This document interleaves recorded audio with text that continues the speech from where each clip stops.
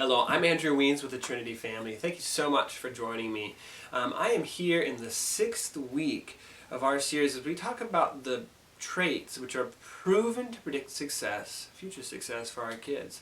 And we're in the midst of a little 2 weeks mini session where I'm pulling together the 4th trait, which is an open network, and the 6th trait, which is avid reading. And last week we talked about how you can give your kids the gift of biography, to provide both of these gifts, to inspire them to read on one hand and to introduce them to a broader, more complex world. And we talked specifically about a key of honoring and how we are developing a capacity in children to honor the viewpoints and the world and the view and the life lived of these people who have gone before them. And this week I want to talk about how we can avoid one of the great traps of both an open network and avid reading for our children. And that is the trap of them becoming a place where our kids lose themselves. And we absolutely do not want children to lose themselves.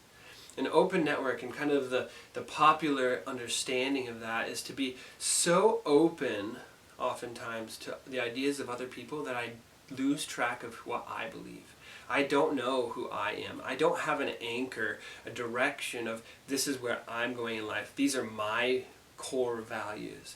And that gets lost because I'm trying to be so open to all of the myriad ideas that are out there. And that is something we want to avoid. And on the other hand, with reading so often to so many voracious readers and bookworms becomes the place not where they discover themselves, but where they actually lose themselves and they avoid reality rather than allowing that reading to fuel their reality and their engagement with their future.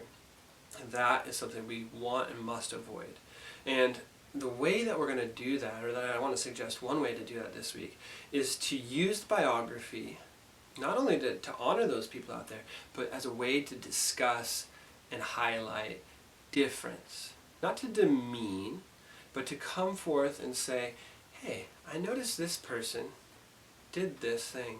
Then in their life, they made this choice. It's different than the choice that we communicate in this family.